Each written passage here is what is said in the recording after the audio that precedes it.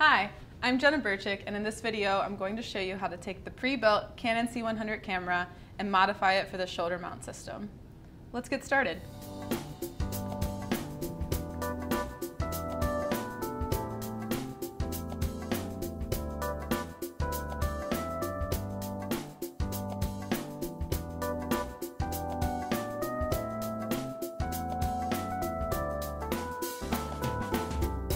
To get started on our shoulder mount build, we're going to start with a pre-built Canon C100 camera. To review how to do this, check out our other video on building the Canon C100. We're going to open up our accessories bag and take out each component for our shoulder mount. This includes our carry handles with grip, our shoulder mount pad, which is adjustable depending upon your body size, our V-mount battery with plate and P-tap cables.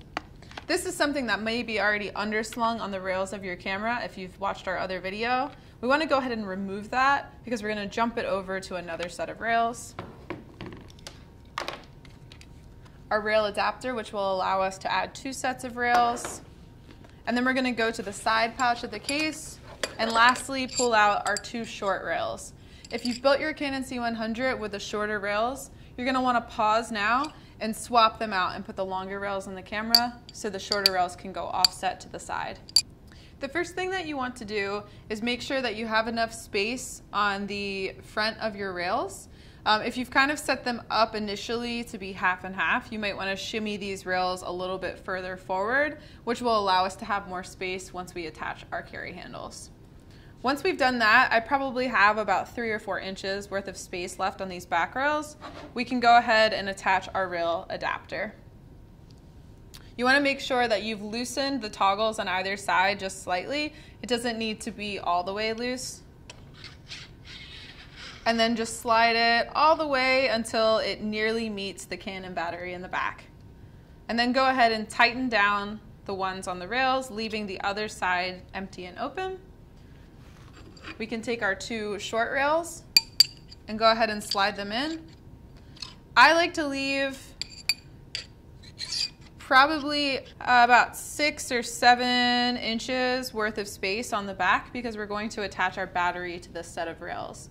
The further back you attach the battery, it will act as a counterweight to offset the front weight of the camera. So if you want to make it a little easier on yourself to not have so much weight far forward on your body, I like to give a little bit more space on these back rails.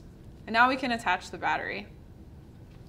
Just like you did before in our other video, you're going to take your V-mount battery and then we're going to, instead of underslinging this time, we're going to go ahead and place it over top because you don't want it to kind of jam into your arm or your shoulder. And again, I like to keep it a little closer to the back so it can act as a counterweight for me to offset the front load of the camera. Go ahead and tighten that down. And it's important when you do a shoulder mount to kind of give everything a little bit of a wiggle as you're doing it and to even go back and recheck some of the other attachments you've already had to make sure everything's nice and snug, because the last thing you want to have happen is for a component to fall off of you while you're in the middle of doing a sort of run and gun sort of shot or anything handheld.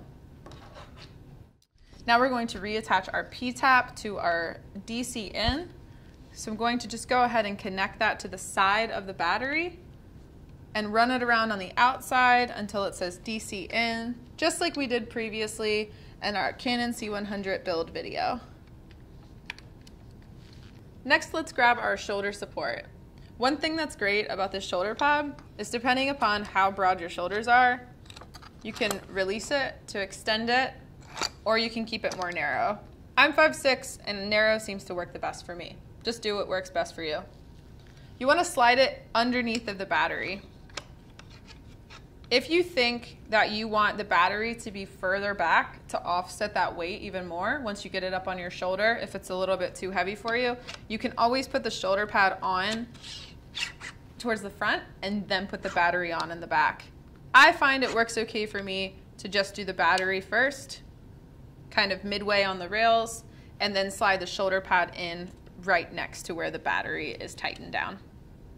The back of the shoulder mount is built. Now all we need to do is add our carry handles to the front.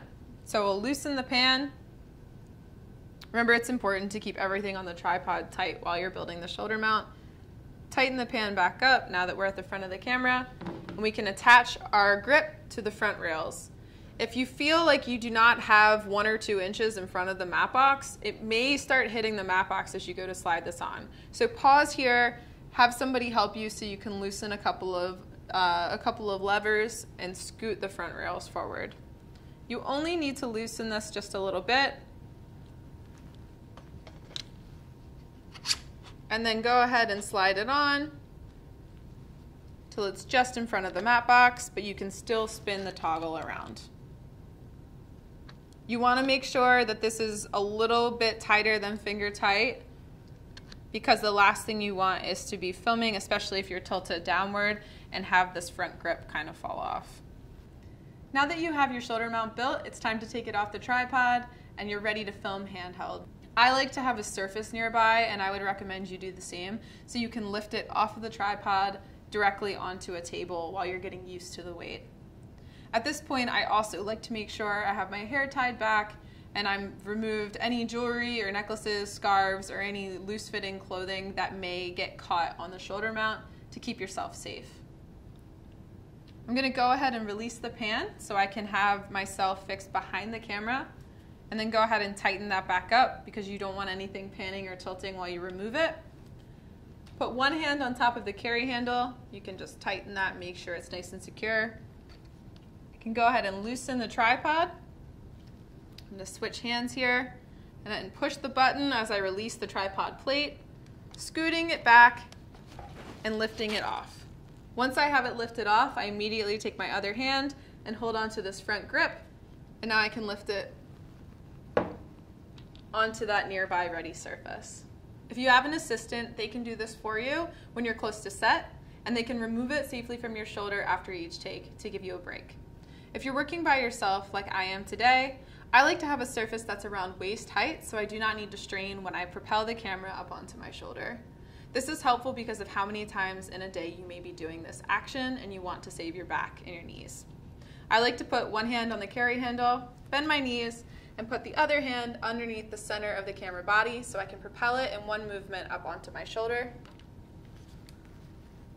Once I feel that the shoulder pad is securely on my back, I can move my hands safely to the carry handle.